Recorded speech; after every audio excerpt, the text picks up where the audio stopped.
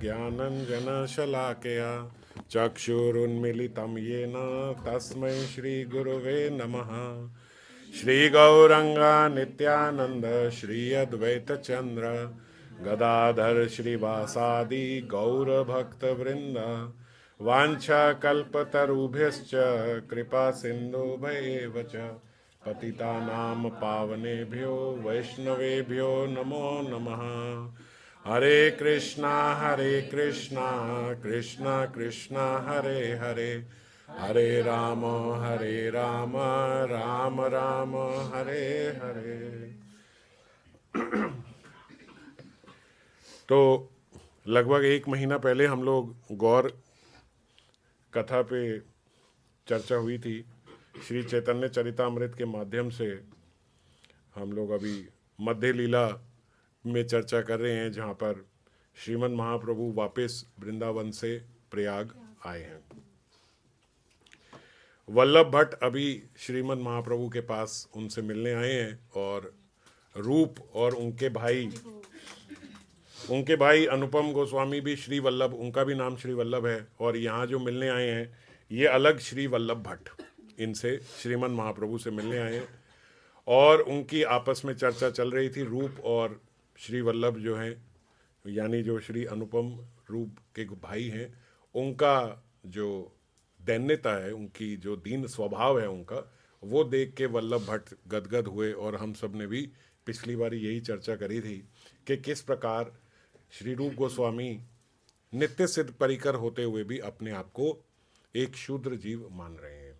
हालांकि अभी इस लीला में, इस प्रकरण में, यहाँ पे गौर लीला में उन्हें ये स्मरण नहीं है कि वो ही रूप मंजरी हैं। स्वयं साक्षात वृंदावन की रूप मंजरी जो हैं वही यहाँ पे अभी रूप गोस्वामी के रूप में है। भगवान की ये महामाया नहीं है, ये भगवान की योग माया है। हम लोग जिसके अंतर्गत हैं उसको महामाया बोला जाता है।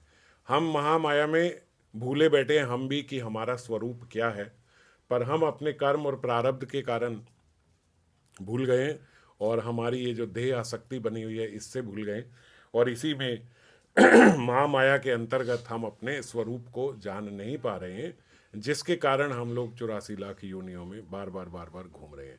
पर यहाँ पे रूप गोस्वामी भी अपने आप को नहीं जान पा रहे हैं, तो वो भगवान की योग माया है। जो भगवान के परिकर हैं, जो भगवान के निज भक्त हैं, यहाँ पे भी जो भगवान के निज भक्त हैं उन पे फिर महामाया जो है वो अपना आवरण नहीं डालती। वो भगवान की योग माया के अंतर्गत, ये योग माया वही है जो भगवान को स्वयं भी भुला देती है कि वो साक्षात हरि है। साक्षात हरि भी वृंदावन में, और श्रीमन महाप्रभु भी यहाँ पे अपनी योग माया के कारण भूल जाते हैं कि वो साक्षात हरि हैं, और वही योग माया के कारण रूप गोस्वामी भी भूल गए कि वही रूप मंजरी हैं। और क्योंकि हैं तो रूप मंजरी, तो हम लोग आज भी चर्चा कर रहे थे कि देखो मन वही रहता है ना। आज भी हम लोग ये चर्चा जब करते हैं कि भाई आप अपना स्वभाव ठीक करो, अपना जो मन है उसकी शुद्धि करो, चित्त शुद्धि करो, वो क्यों बोलते हैं? क्योंकि अगले जन्म में जब आप ये शरीर के उपरांत अगला जन्म पाओगे, यदि हम लोग स्वरूप प्राप्त नहीं करते, सिद्ध नहीं हो जाते, तो अगला मनुष्य जीवन मिलेगा। तो अगले मनुष्य जीवन में आप ये तो भूल जाओगे कि आप कौन थे, आपने क्या भजन किया था, पर आपका मन वो ही रहेगा। मन क्या है? ये सूक्ष्म शरीर है, यही मन दूसरा देह दिलवाता है। मन ही संपूर्ण रूप से, मन ही कारण है जिसके कारण हमें दूसरा देह मिलता है। और क्या देह मिलेगा उसका भी जो कॉज है वो मन ही है। हमारी क्या इच्छाएं थी, कैसे थे, क्या चाहते थे, उसके अनुरूप ही हमें दूसरा देह मिलेगा। तो मन तो वही रहता है। तो अगर यहाँ पे मन की शुद्धि हो गई, चित्त की शुद्धि हो गई, तो हम भले ये भूल जाएं कि हमने कितनी साधना करी थी, हम किस देह में थे, ये भूल जाएंगे, पर जो भी देह मिलेगा उसमें हमारा वही भक्ति भाव रहेगा, वही स्वभाव रहेगा। जिस भक्ति भाव में जितने भजन आपने किया है, जो भजन का भाव आपने अपने हृदय में स्थापित कर दिया है, वही वहीं से प्रारंभ होगा। समझ गए? ऊपर का आवरण बदल जाएगा पर भीतर वही रहेगा। अगर कोई व्यक्ति हम यहाँ पे देखते हैं कि बड़ा द्वेष करने वाला है, बड़ा क्रोध करने वाला है, तो द्वेष के कारण उसे अलग योनि मिल जाती है। हालांकि द्वेष के कारण तो मनुष्य योनि नहीं मिलती, नीच योनियों में गिर जाते हैं, द्वेष के कारण पशु बन जाते हैं, हिंसक पशुओं का मिलता है। पर अगर भक्त हैं, वैष्णव हैं, अगले बार भी मनुष्य देह मिलता है तो उस मनुष्य देह में भी उनका स्वभाव वही क्रोध वाला रहेगा, है ना, जो स्वभाव यहाँ पे है। तो जो हम अपने हृदय की शुद्धिकरण कर रहे हैं ये टेम्पररी नहीं है, ये अशाश्वत नहीं है, ये शाश्वत है, ये परमानेंट है। ऐसे मत सोचो कि थोड़ा सा ही तो जीवन है, क्या इतनी मेहनत करनी, है ना, फिर तो हम मर ही जाएंगे तो क्या फ़ायदा हुआ। तो हम लोग, कितने लोग इस जीवन में इसीलिए इंद्रिय तृप्ति में रत हो जाते हैं कि ठीक है ना, छोटा सा ही तो जीवन है, क्यों इतना वैराग्य करना, क्यों इतना सब करना। अब ये हल अगर आप ही कहते हो कि बस पता नहीं क्षणिक शरीर है, कभी भी चला जाए, तो क्यों ना फिर हम लोग इंजॉय कर लें। पर ये प्रवृत्ति इसलिए गलत है क्योंकि ये शरीर तो सही है, थोड़े दिन का ही है, पर थोड़े दिन के बाद आप रहोगे, आप सर्वथा रहोगे, आप हमेशा रहोगे। ऐसा कोई समय नहीं था जब आप नहीं थे और ऐसा कोई समय आने वाला नहीं है जब आप नहीं होगे। आप होगे तो सही, पर इस देह में नहीं होगे। तो हम कहाँ होंगे? जो हमने ये यहाँ जिस प्रकार के हमारे कर्म हैं उसी के अनुरूप हमें दूसरा देह मिल जाएगा। और अगर हमारे कर्म खराब हैं, अपराध हैं, तो फिर हमें नारकी की योनियाँ भी प्राप्त हो सकती हैं।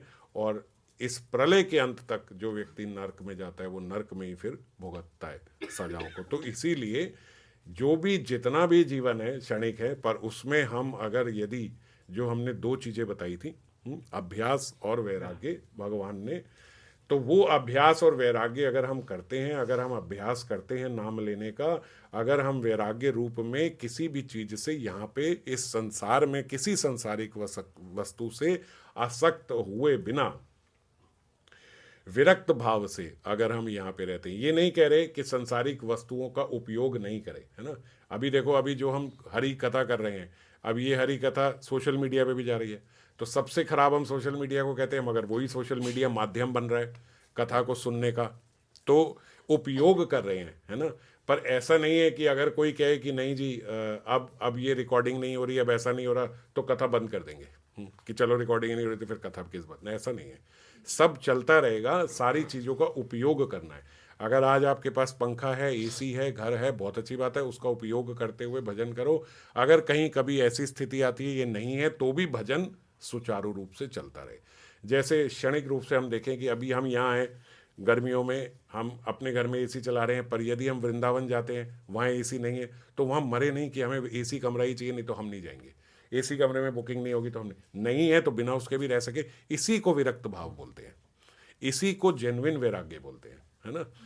है तो अच्छी बात है, अगर हैं तो हम पाएंगे, नहीं है तो भुने हुए चने भी पाके हम अपना पेट भर लेंगे।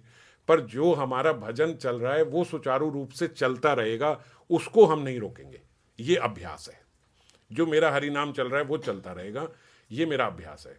हाँ, हमारे जो वैष्णव के जो सदाचार हैं, उन सदाचार के आचरण से हम नीचे नहीं गिरेंगे। ऐसा नहीं है कि आपको अच्छा चलो ये भी मिल रहा था तो फिर मैं दुराचार भी कर लिया क्योंकि उपलब्ध था, ऐसे ये बात नहीं कह रहे।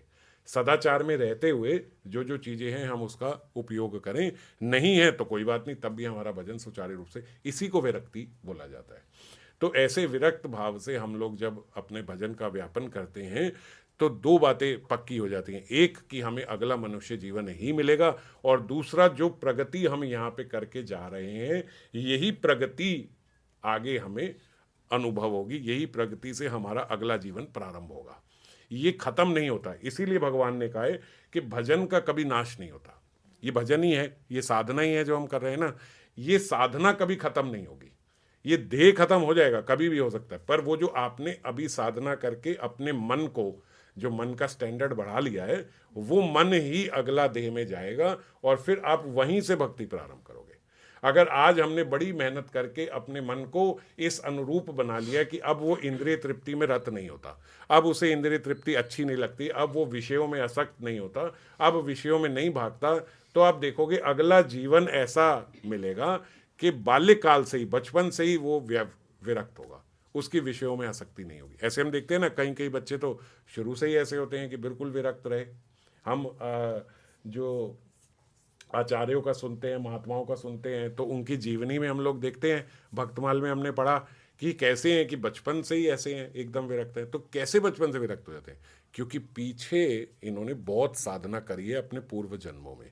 जो भक्त होता है उसको एक मनुष्य योनि के बाद कहीं दूसरा देह, कहीं यातना शरीर, कहीं नरकों की योनियों में जाने की जरूरत नहीं पड़ती। वो कहीं नहीं जाता, वो यमराज के दर्शन नहीं करता, वो यमदूत के दर्शन नहीं करता। उसको एक मनुष्य देह से सीधा दूसरा मनुष्य देह मिल जाता है। जैसा उसका मन होता है उसी मन के अनुरूप उसको वो परिस्थिति मिल जाती है और वैसा देह मिल जाता है। श्रीमद् भगवत गीता के 6 अध्याय में भी ये बात बोली गई है। भगवान से अर्जुन ने प्रश्न पूछा कि हम साधना तो कर रहे हैं, जैसी आपने बताई वैसी हम साधना करेंगे, मैं भी करूं अगर, लेकिन अगर थोड़ी साधना के बाद ये देह खत्म हो गया तो फिर तो जीव की स्थिति ऐसे हो जाएगी जैसे एक बड़े बादलों के झुंड में से छोटा सा बादल अलग हो जाए। अब वो छोटा सा बादल अलग हो गया तो ना वो बरस सकता है, क्योंकि ज़्यादा बादल होते हैं तो ही वर्षा होती है, और ना वो अपनी किसी उपयोग में रहा, है ना। तो वो क्या है, बोले उसको तो हवा का झोंका इधर उधर करता रहता है। छोटे से बादल को तो जहाँ हवा आती है खिसका के उधर ले जाता है। उस बादल का अपना तो व्यक्तित्व ही खत्म हो गया। तो मेरी स्थिति तो बिल्कुल वैसे ही हो जाएगी। अगर मैं थोड़ी सी साधना करके चला गया तो मेरी स्थिति वैसे हो जाएगी। तो भगवान ने बोला नहीं, ये ऐसी बात नहीं है।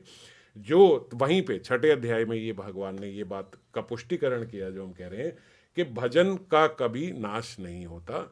जितना भी आप भजन कर रहे हो उसमें पूर्ण रूप से ये बात बोली गई 2 श्लोकों में कि अगर जीव का भजन कम होता है, ज़्यादा नहीं किया, साधना भी प्रारंभिक करी थी, प्रारंभिक अवस्था का साधक है, तो अगले जीवन में उसको एक बढ़िया अमीर घर में, एक समृद्ध घर में उसका जन्म होगा। उस समृद्ध घर में उसको कभी ये मन में टेंशन नहीं रहेगी कि मुझे पैसा कमाना है, अगर मैंने ये नहीं किया तो रोटी कहाँ से आएगी घर पे, ये उसको कभी टेंशन नहीं होगी। वो समृद्ध परिवार में जन्म लेता है ताकि वो अपने भजन को आगे, जो उसका थोड़ा सा भजन हुआ था उसको वो आगे कर सके। तो यदि किसी का ऐसे परिवार में जन्म हुआ है जहाँ उसको अपने खाने पीने पहनने की कोई समस्या नहीं है, उसे पता है कि इतना तो मुझे भगवान की कृपा से मिल ही रहा है, ऐसे परिवार में मेरा जन्म हुआ है, तो वो इसीलिए हुआ है क्योंकि उसने पूर्व जन्म में ऐसी साधना करी है। और फिर जब कोई ऐसा भक्त होता है कि बस भजन इतना कर लिया कि वो साधना पूर्ण होने ही वाली थी, वो सिद्ध होने ही वाला था, एकदम अपनी अंतिम उसमें चरम में चल रहा था, लेकिन वो देह छूट गया, समय खत्म हो गया, तो भगवान ने बोला फिर वो ऐसे घर में जन्म लेता है जैसे वृंदावन में किसी गोस्वामी के घर में जन्म ले लिया, किसी ऐसे परिवार में, या कहीं कहीं पे भी रहा। चाहे हम देखते हैं कि वो कहाँ था, बोले अमेरिका में जन्म हुआ, लेकिन एक बार वृंदावन आए और बस ऐसे हो गए कि सदा सदा के लिए वृंदावन में रह गए। वो तो यहाँ दिल्ली बॉम्बे में थे, 15 साल 16 साल वहीं रहे, या 20 साल वहीं रहे, 25 साल वहीं रहे, एक बार ही वृंदावन आए और बस, और एकदम ऐसे हो गए कि अब वृंदावन के ही होके रह गए, है ना। तो ऐसी जगह उनका जन्म होता है जहाँ बचपन से ही जो वो अपना भक्ति कर रहे हैं उस भक्ति भाव को सपोर्ट मिले, उसको सहायक परिवार जो है वैसा मिले, जहाँ वो बचपन से ही अपना भक्ति भाव प्रकट जो करता है उसको सहयोग मिलता है। वहाँ पे ऐसे घर में उसका जन्म होता है, या वृंदावन में ही जन्म होगा जहाँ पे बिल्कुल नेचुरल है कि क्या करना है, भजन ही करना है ना। क्या करें, भजन ही है, कौन है हमारे इष्ट यही है। ऐसे परिवार में उनका जन्म हो जाता है जो बिल्कुल आगे तक पहुँच गए हैं। तो 2 सूरतों में जीव भजन करते हुए शरीर छोड़ता है, दोनों ही सूरतों में आगे उसको मिलता है। अब किसी को समृद्ध परिवार में जन्म मिला तो ये बात उसे समझनी चाहिए उसको किस लिए मिला, क्योंकि अभी क्या था, अभी शुरू शुरू का साधक था, अभी साधना प्रारंभ ही करी थी, तो मन की पूरी शुद्धि तो हुई नहीं थी क्योंकि बिगनर ही था, प्रारंभिक अवस्था में ही था। तो प्रारंभिक अवस्था में समृद्ध परिवार में जब यह जन्म लेता है तो बहुत ज़्यादा चांसेस हैं कि फिर वो विषयों में आसक्त हो जाता है। जो उसकी अपनी भजन थी वो उसको भूल बैठता है और फिर विषयों में। हालांकि भगवान कृपा करते हैं क्योंकि वो प्रारंभिक अवस्था में था और भगवान ने ही ऐसे घर में उसे जन्म दिया, तो बार बार उसे ऐसे संकेत मिलेंगे, उसे भीतर से चेताएंगे, उसे भक्तों का संग मिलेगा, माँ बाप वृंदावन लेके जाने वाले होंगे, या कहीं ना कहीं से उसको सहयोग मिलता रहेगा कि वो भजन कर सके, ताकि वो याद कर सके। और वही अपनी जो उसके मन में है, याद ऐसा नहीं पिछला जन्म याद आएगा, उसके मन में जो है कि वो भजन है। कईयों के हम देखते हैं ना, मन में तो होता है मगर क्योंकि एसोसिएशन ऐसी है, समय ऐसा है, परिस्थिति ऐसी है, तो वो नहीं करता। पर धीरे धीरे देखते हैं हम कि बड़े होते होते होते फिर उसमें वो आ ही जाता है, वो रुझान आ ही जाता है।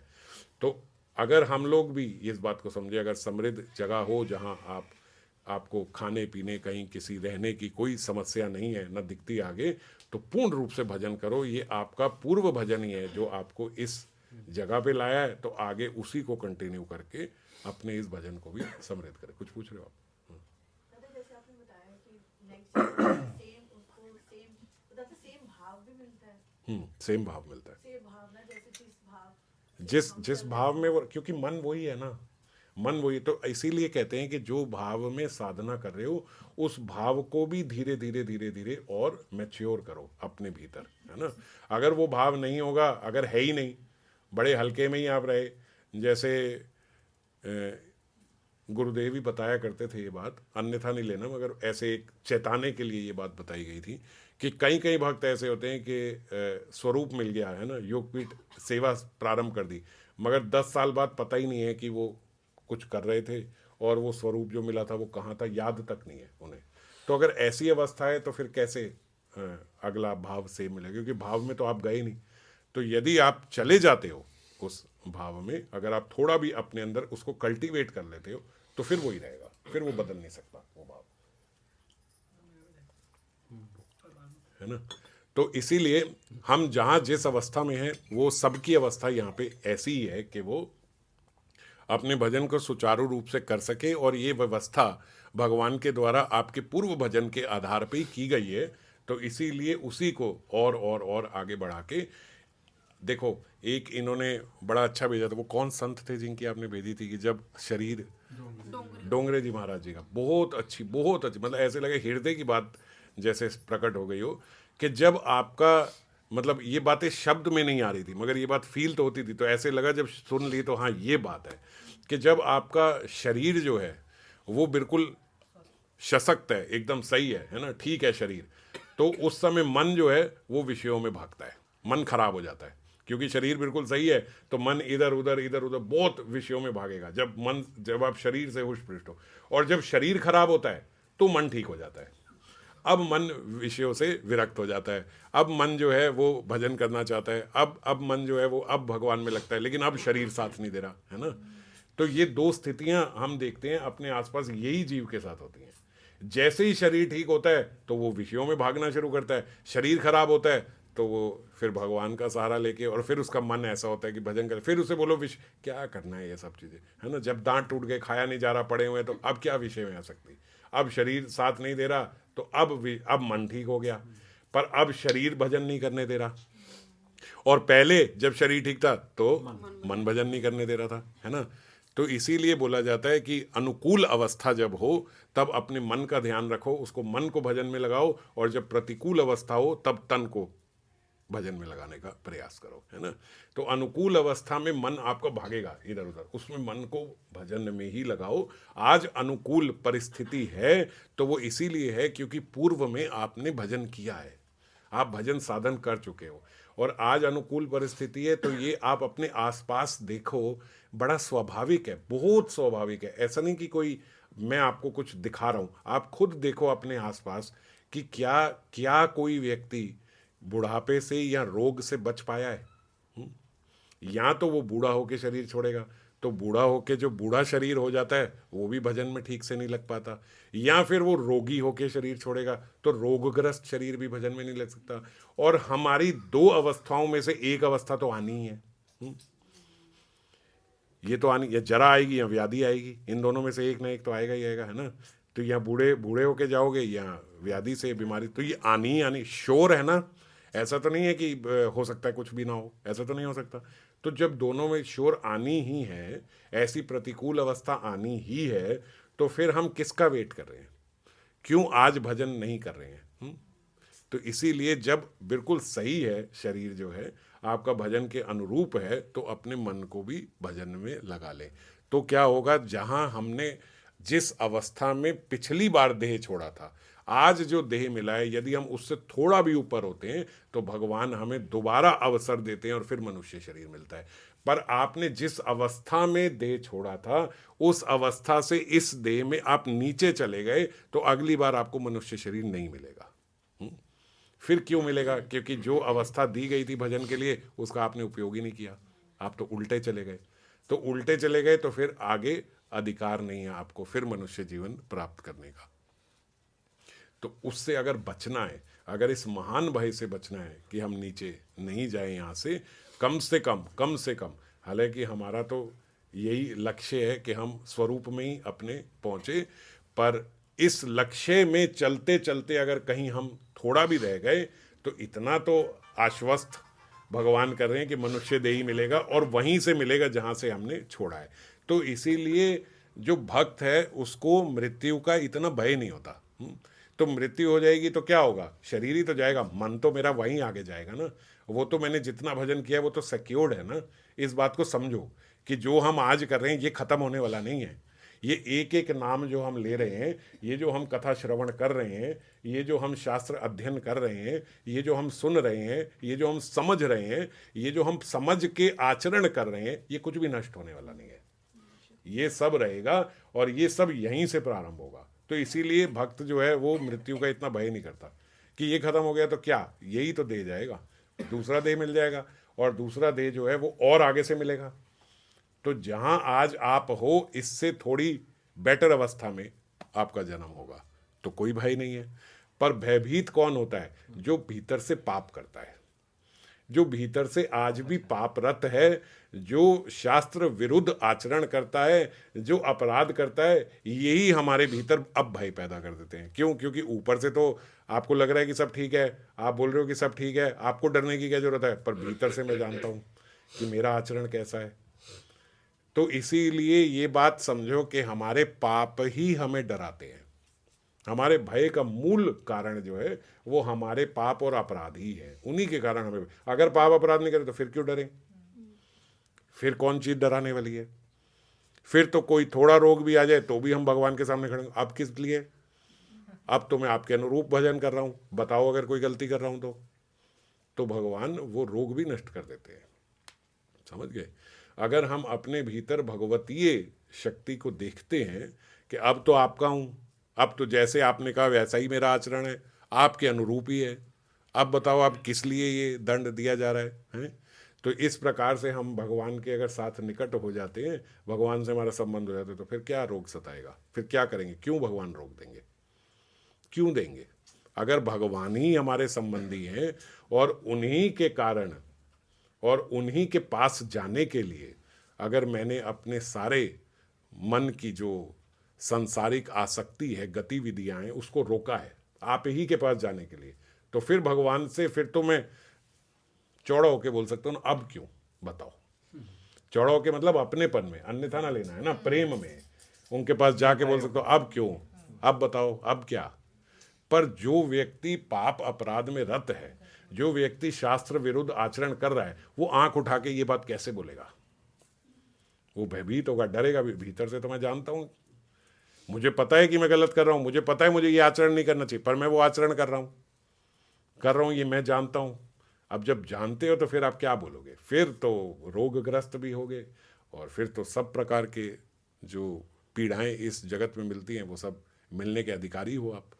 आगे मनुष्य देह मिले ना मिले कोई पता नहीं है ना, क्योंकि हम शास्त्र विरुद्ध आचरण करें। तो इसीलिए सावधान होके इस बात को समझ के कि कहाँ मेरा भजन छूटा था, उसी के कारण आज मैं ये बातें सुन पा रहा हूँ। जो ये कथा में बैठ पा रहा है, जो ये कथा सुन पा रहा है, वो ऐसा नहीं है कि वो साधन करके नहीं आए। बहुत साधन करने के बाद कोई कथा श्रवण कर पाता है, वरना कोई संसारिक जीव भी हम देखें, अच्छा है भजन करता है, क्या करता है, सुबह मंदिर चला जाता हूँ, ये नीम के वृक्ष पे पानी डाल देता हूँ, यहाँ चद्दर चढ़ा जाता हूँ, ये वाली अंगूठी पहन ली है, कबूतर को दाना डाल दिया, ये सब कर दिया। ये सब आचरण करने को हम भजन मानते हैं कि भाई इतना करता है, भक्ति भाव वाला आदमी है, सुबह लोटा लेके मंदिर जाता है और चढ़ा के आके सब जगह इधर उधर सब करता है, तो चलो अच्छा है, भक्ति भाव वाला है। इतना भी करता है तो लोग कहते हैं हाँ भाई भक्ति भाव वाला व्यक्ति है। पर वो व्यक्ति भी कथा में नहीं बैठता। आप किसी को बोलो भाई ये कथा, अरे ये औरतों का काम है, वो बैठेंगे कथा में, है ना। लोग जनरली ऐसे बोल देते हैं, ये क्या करते हैं। और औरत जो है वो बैठ के इधर उधर पीछे पीछे बातें करते रहते हैं मंदिर में, है? तो इधर की बात उधर की बात, ये बात वो बात, मंदिर में मन लग जाता है। मंदिर में मन कथा में नहीं लगता, मंदिर में जो और मिल जाते हैं आप जैसे, उनको बात करने का मन लगा था। पर उन्हें भी लोग भक्ति भाव मान लेते, चलो भगवान भी मान लेते, चलो इतना तो धर्म वाला व्यक्ति है, धार्मिक व्यक्ति है, ऐसा हम बोलते हैं ना, ये धार्मिक व्यक्ति है। तो किसी को पूछो, अरे वो तो हम देखते हैं रोज सुबह मंदिर जाता है बेचारा, अच्छा आदमी है, धार्मिक व्यक्ति है, बस इतने कोई धार्मिक समझ लेते हैं। अभी वो कहीं कथा श्रवण नहीं करता, शास्त्र अध्ययन नहीं करता, ये बड़ी बात होती है। शास्त्र लेके बैठा, उसको अध्ययन कर रहे हैं, वरना तो लोग रामायण महाभारत ये सब महाभारत तो लोग रखते नहीं, लड़ाई हो जाएगी, पता नहीं क्या क्या हुआ है। रामायण को सब अच्छे से पैक पुक करके अपना वहाँ साइड में रख देते हैं, भाई जय हो, कभी धूप बत्ती कर लेंगे, बस इतना। पढ़ता कौन है? तो जो पढ़ रहा है, जो रामायण उठा के पढ़ रहा है, जो भगवत गीता उठा के पढ़ रहा है, जो भागवतम को उठा के श्रीमद् भागवतम को पढ़ता है स्वयं, बहुत ज़्यादा धार्मिक व्यक्ति सोचता है एक बारी कभी भागवतम का पाठ करा लेंगे जीवन में। ये भी बहुत धार्मिक व्यक्ति, सब नहीं सोचते, कोई बड़ा धार्मिक उनमें ऐसे सोचता है कि एक बार करा लेंगे बस अपना हो जाएगा। वो सुना है जी, एक बार भागवतम को पाठ करा दो तो चीज भगवत धाम चला जाता है। सस्ते सस्ते में लोगों को ऐसे बस हो जाता है कि हम भगवत धाम चले जाएंगे, तो इतना कर लेता है बस, उसको भी बड़ा धार्मिक माना जाता है कि भाई इतना है। पर जो श्रीमद् भागवतम का अध्ययन करता हो, श्रवण करता हो, तो कितनी बड़ी बात है कि नहीं है ना? कौन कथा श्रवण कर रहा है और कौन, तो जो ये कर रहा है इसका मतलब अपने पूर्व जन्मों में बहुत साधन करके आया है, तभी उसका यहाँ मन लग रहा है, तभी भगवान के द्वारा उसको ऐसी परिस्थिति दी गई है कि वो ये कर पाए, कि वो यहाँ रह पाए। अब उसके बाद भी अगर इतना आगे तक आने के बाद भी आप अध्ययन भी कर रहे हो, आप श्रवण भी कर रहे हो, आप सब आपके घर में साक्षात भगवान के विग्रह हैं, भगवान आपके घर में आ गए हैं, प्रकट हो गए हैं, आप उनकी परिचर्या भी कर रहे हो, धूप आरती भी कर रहे हो, और उसके बाद आप शास्त्र विरुद्ध आचरण करते हो, तो आपसे बड़ा मूर्ख इस दुनिया में कोई नहीं है, या हमसे बड़ा, कि जो अगर हम इसके बाद भी शास्त्र विरुद्ध आचरण करें, वो आपको क्या नहीं मिल गया था, क्या प्राप्त नहीं हो गया था।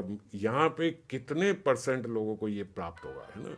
बहुत कम मात्रा में इस भौतिक जगत में, इस कली काल में लोगों के पास ये सब कुछ होगा कि घर में आपके साक्षात हरि विराजमान है, आपको उनकी सेवा का अवसर मिल रहा है, आप सदगुरु से, सदगुरु मतलब जो गुरु प्रणाली में है, उन गुरु से आप दीक्षित हो और आप साधना कर रहे हो, और उसके बाद आप गायत्री का सुबह पाठ भी करते हो, फिर आप हरि नाम भी ले रहे हो, हरि नाम का महत्व भी जानते हो, शास्त्र अध्ययन भी कर लेते हो, कथा श्रवण भी कर लेते हो, और रोज ये नियम से करते हो, कीर्तन भी कर लेते हो अपने घर में।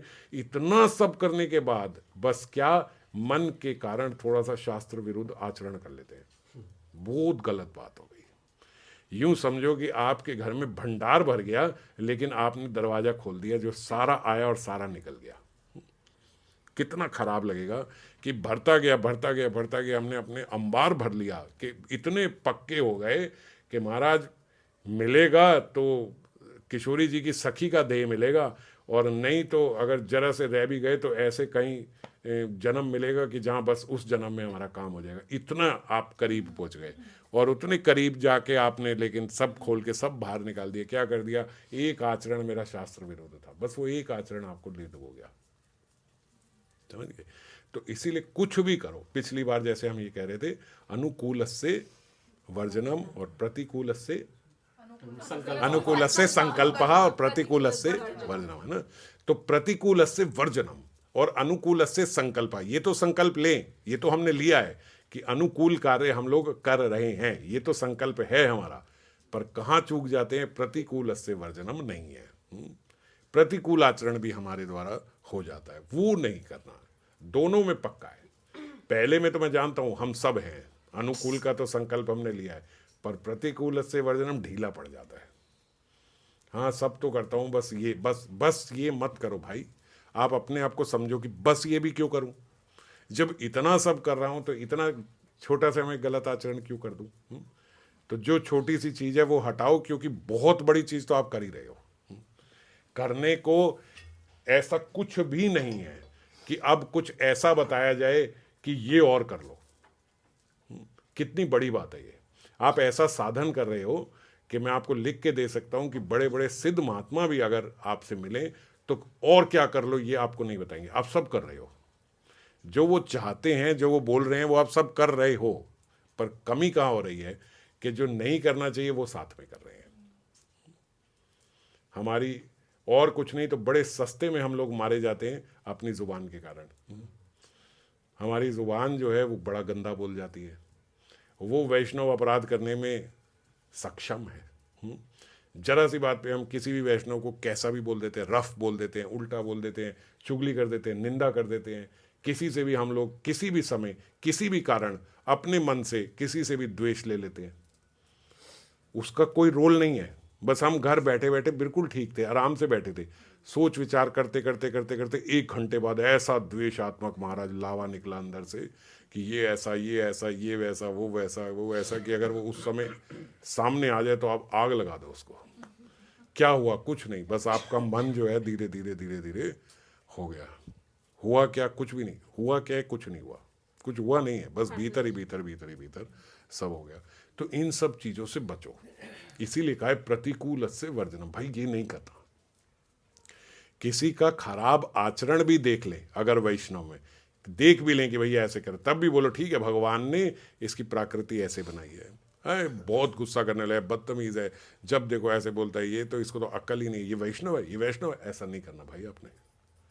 भगवान ने उसकी प्रकृति वैसे बनाई है, साक्षात ठाकुर जी उसके हृदय में विराजमान है, वो भी आराम से शांति से बैठे हैं। वो जैसा भी बोल रहे हैं, बैठे कि नहीं बैठे हैं, वो भी सुन रहे हैं, भाई ठीक है, वो भी बैठे हैं, वो भी कह रहे हैं। इसके द्वारा शायद भगवान हमें ये सीख दे रहे हो कि कैसे भी आ जाए हमें तब भी अपना आचरण विनम्र ही रखना है। आपके सामने सारे आपकी जय जयकार करने वाले हों, आपको सिर पे चढ़ाने वाले हों, तो कैसे पता लगेगा कि आपका दैन्यता आपके भीतर है या नहीं, आपका दीन भाव है या नहीं है? कैसे पता लगेगा, है ना? तो कोई ऐसा आ जाए तो हम देखें, अच्छा ठाकुर जी चेक करना चाह रहे हैं मेरा दीन भाव है कि नहीं है, ऐसे ही तो चेक करेंगे। किसी बच्चे को स्विमिंग सिखाई जाती है, फिर स्विमिंग सिखाने के बाद उसको फेंक तो दिया जाता है बीच में पूल में। अब वो गाली थोड़ी देता है कि ले फेंक दिया मुझे, बस ये यही था, ऐसे यही बाप था। अरे भाई बाप था तभी तो फेंका है कि जो सिखाया था आप देखें कि सीखा है कि नहीं सीखा है ना? तो ऐसे ही भगवान हमें अगर देखना चाहें कि मेरे भीतर जो मैंने सुना वो दैन्य भाव है कि नहीं है, तो कौन होगा? मेरे सामने कोई गाली देने वाला आएगा। यहाँ पे रूप सनातन गोस्वामी कह रहे हैं, हम रूप और अनुपम गोस्वामी जो है कि हम बड़े शूद्र हैं, हमें स्पर्श ना करो, ये ना करो वल्लभ भट्ट को। और श्रीमन महाप्रभु की ओर वल्लभ भट्ट ने देखा तो महाप्रभु वल्लभ भट्ट को क्या कह रहे हैं? हाँ ये सही कह रहे हैं, ये शूद्र ही हैं, आप तो बहुत बड़े पंडित हो, तो आप इनका स्पर्श ना करो। अब इसमें रूप गोस्वामी ऐसे, क्या बात ऐसी क्या शुद्धता है हमारे? नहीं। और महाप्रभु भी देख रहे हैं, और महाप्रभु उन्हें नहीं देख रहे हैं, असल में महाप्रभु वल्लभ भट्ट को देख रहे हैं। उनका तो पता ही है कि वो कुछ बोलने वाले नहीं है, उनसे तो प्रशस्त थे भगवान, अशस्त थे कि हाँ ये आश्वासित थे कि ये कुछ नहीं करने वाले, उनको बुरा नहीं लगने वाला। वो तो उनको देख रहे थे, उनका क्योंकि पंडिताई उनके भीतर थी तो उसको, और वो भी समझ गए कि अच्छा प्रभु हैं, हम मेरे को जान के ऐसे बोल रहे हो आप, मैं जानता नहीं हूँ कि इनके लगातार मुख से जो हरि नाम निकल रहा है, तो जिसके भीतर से लगातार मुख से बार बार इनका मुख हिलता हुआ देख रहा हूँ, वो वल्लभ भट्ट कह रहे हैं, तो जिसके मुख से निरंतर हरि नाम निकल रहा हो वो शूद्र होगा, नहीं? और आप उनको शूद्र मान रहे हो, ये नहीं है। हाँ आप मेरे भीतर जरूर कोई पंडिताई का अहंकार होगा, मेरे भीतर जरूर ब्राह्मण पने का अहंकार होगा, कई लोगों के अंदर हो जाता है, वैष्णव बनने के बाद भी रह जाता है कि मैं ब्राह्मण से, तो कहीं मेरे भीतर ऐसा अहंकार होगा, तो उस अहंकार को तोड़ने के लिए आपने ये बात कही है, मैं समझ गया।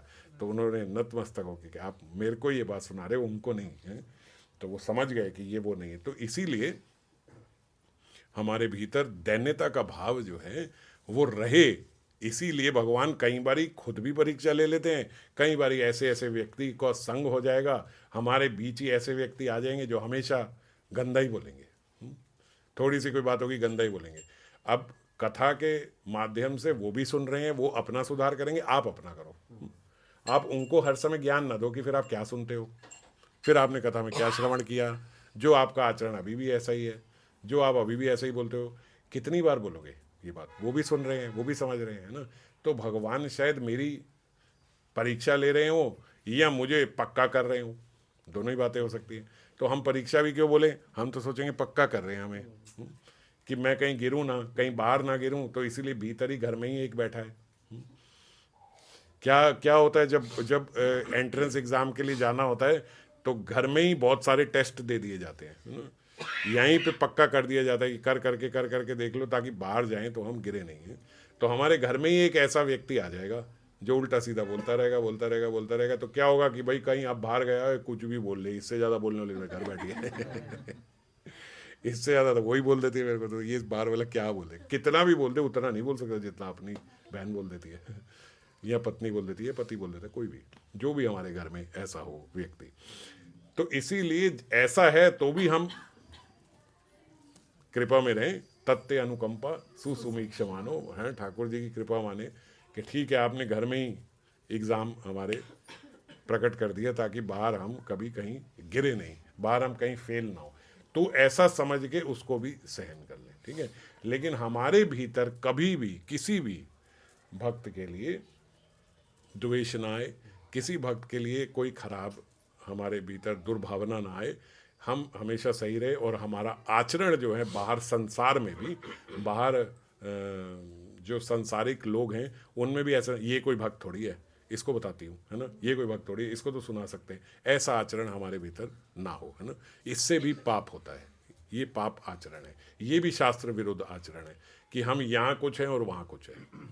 अगर ऐसा करेंगे तो कभी भी उसको हमारा स्वभाव नहीं माना जाएगा। अगर आपका स्वभाव भक्तों के साथ तो बड़ा सौम्य है पर बाहर आपकी वाणी बड़ी कठोर है, तो कोई व्यक्ति कभी ये कह पाएगा कि यार इसका स्वभाव बड़ा अच्छा है, स्वभाव नहीं अच्छा है, ये कहेंगे ये भक्तों के साथ बड़ा अच्छा है, ये उनके बीच बड़ा अच्छा रहता है, क्योंकि वो स्वभाव नहीं बना। अब किसको स्वभाव माने? अगर यहाँ उसे दिख गया भक्त थोड़ा सा उल्टा से, तो फिर वो कहेगा माता जी समझ लेना फिर मैं भी भक्त पैदा नहीं हुई थी वो ऐसा बोल देगा। और आपने मेरा आचरण फिर आपने देखा नहीं, मेरे ऑफिस में आके देखो, मैं आपको अपना रूप दिखाती हूँ। हाँ, आप सोच रहे हो कि मैं सुनती रहूंगी, वहां मुझे कोई आंख उठा के नहीं दे सकता, आप यहाँ जैसे बोल लेते हो, तो हम ऐसा, तो फिर स्वभाव क्या हुआ? वो सत्य है कि ये सत्य है? सत्य तो वही हुआ अगर हम यहाँ पे ऐसे हो जाए।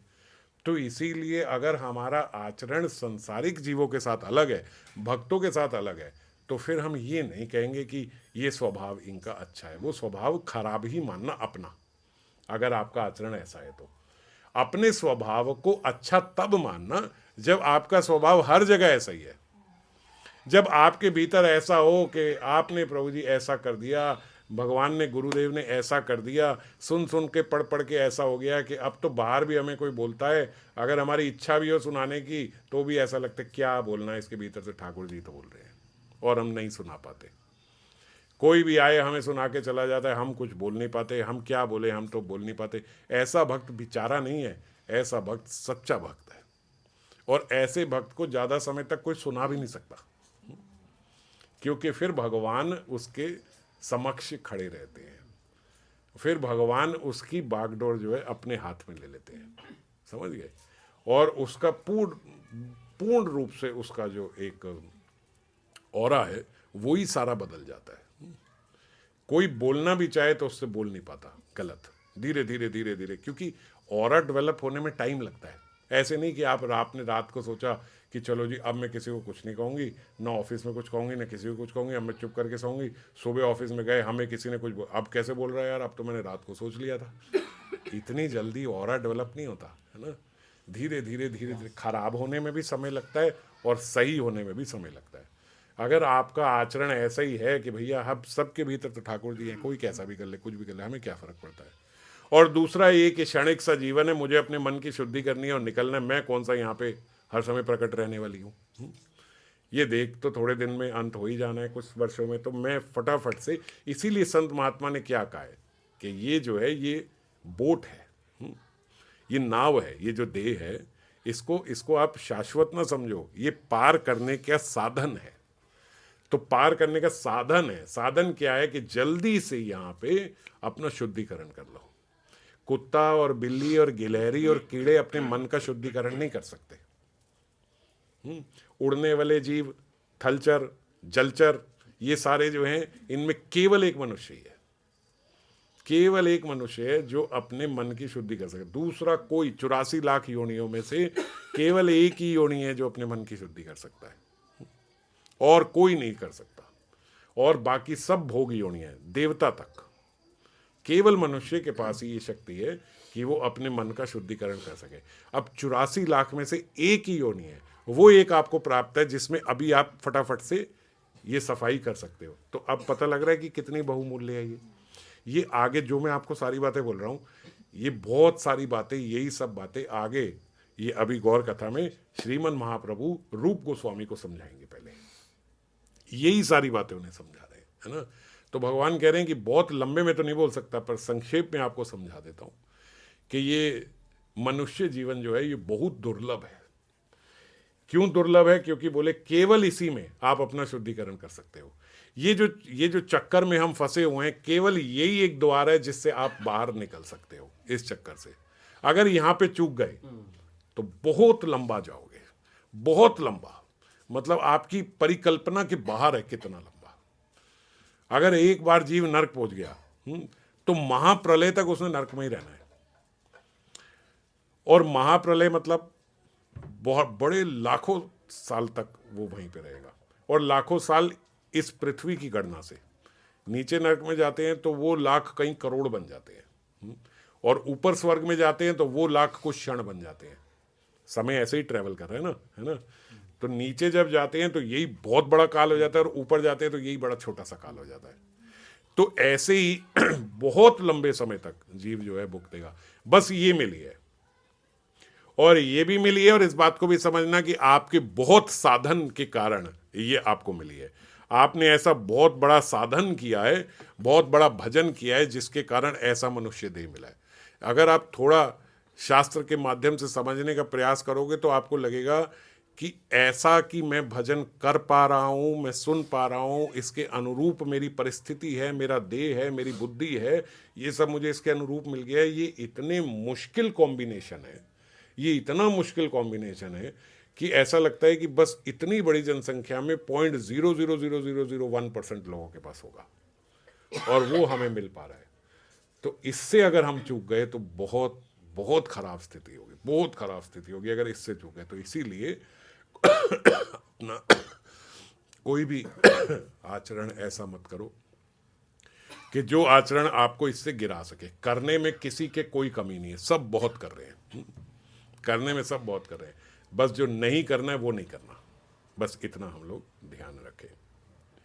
भगवत भक्ति हीन से जाति शास्त्रम जपस तपा अपरान यस्य एव देहस्य मंडनम लोक रंजनम।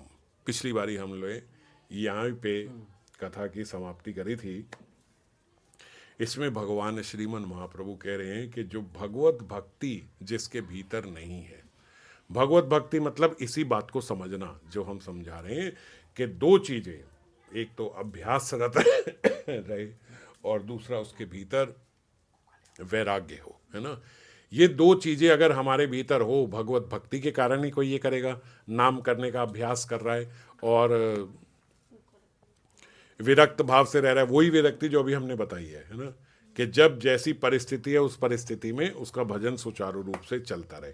ये अगर कोई व्यक्ति नहीं कर रहा है, उसके अंदर ऐसी भक्ति नहीं है, भगवत भक्ति ही न से, तो फिर उसकी जाति चाहे कितनी भी ऊंची हो, चाहे वो फिर कितने भी शास्त्र पढ़ता हो, चाहे वो कितने ही वैदिक मंत्रों का जप करता हो, चाहे उसने कितनी ही तपस्या करी हो, ये सारी क्या है? मंडनम लोक रंजनम। ये केवल लोक रंजन के लिए है। ये ऐसे है कि जैसे आपने मृत देह में बहुत से गहने पहना दिए हों।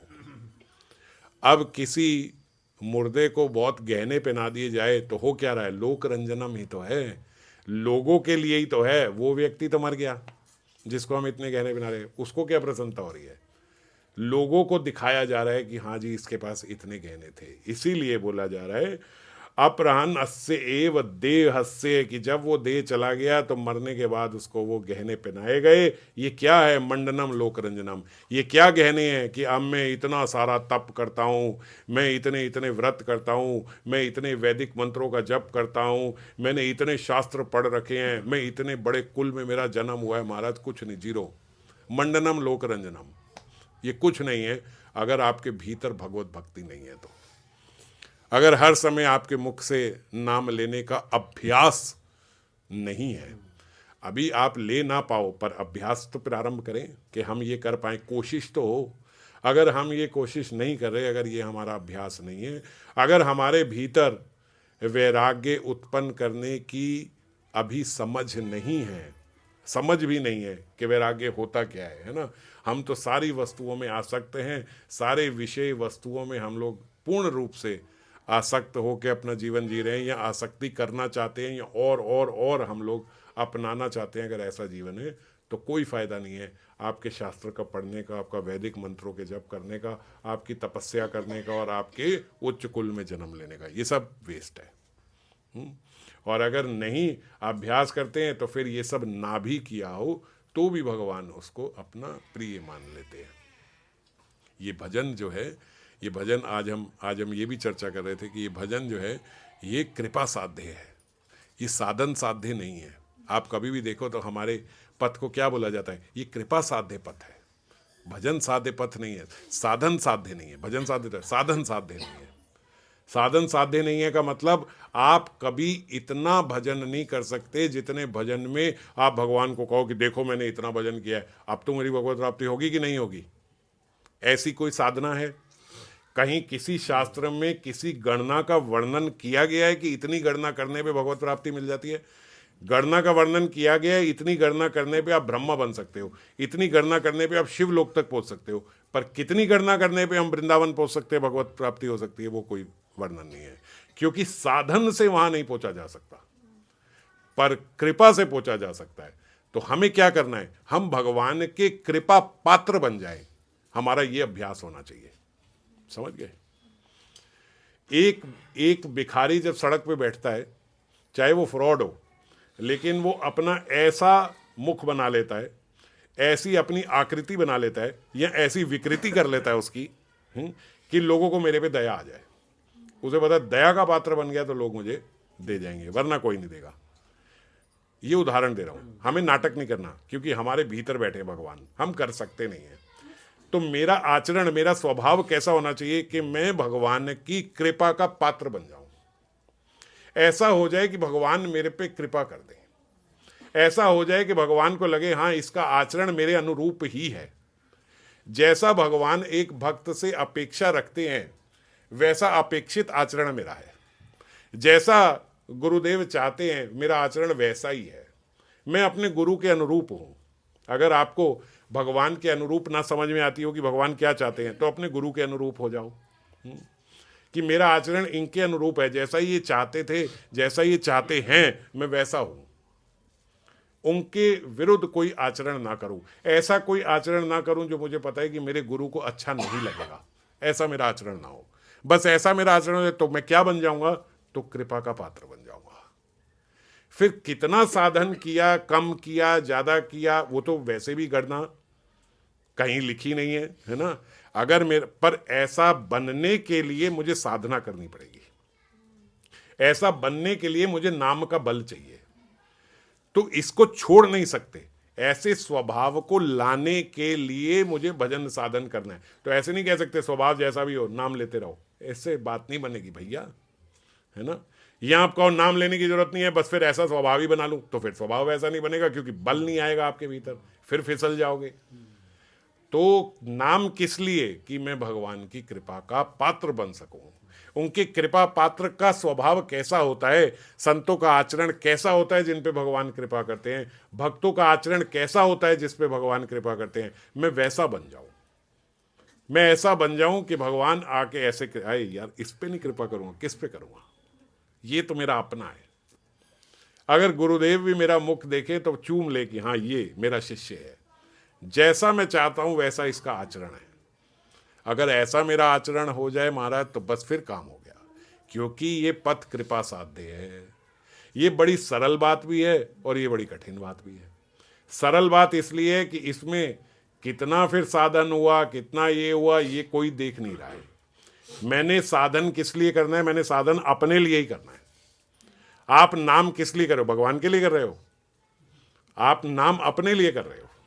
आप कहो कि भगवान मैं 64 माला करता हूं, अब आप खुश हो, भगवान के मैं क्या करूं, 64 करोड़ बार मेरा नाम लेता रहा, मैं क्या करूं। मैं नाम इसलिए ले रहा हूं कि मेरे मन की शुद्धि हो जाए। यही लिखा है ना, नाम से मन की शुद्धि होती है, क्योंकि नाम में और भगवान में भेद नहीं है। इसीलिए जब हम नाम लेते हैं तो वो नाम उच्चारण से मेरे मन की शुद्धि हो रही है। मेरे मन की शुद्धि होगी तो क्या होगा, मैं भगवान की कृपा का पात्र बन जाऊंगा, फिर भगवान मेरे पे कृपा कर पाएंगे। मैं उनका भेजा था किसी ने, ये आइंद्र प्रभु का, बड़ी अच्छी उन्होंने टीका निकाली श्रीमद् भगवद गीता के 1866 श्लोक, सर्वधर्मान परित्यज्य माम एकम शरणम व्रजा, है ना। और वो बोलते कली काल में क्या है, कली काले नाम रूपे कृष्ण अवतार, ये हम बोलते हैं ना, कली काले नाम रूपे कृष्ण, भाई नाम और भगवान में कोई भेद नहीं है, नाम नाम या भिन्नत्वम।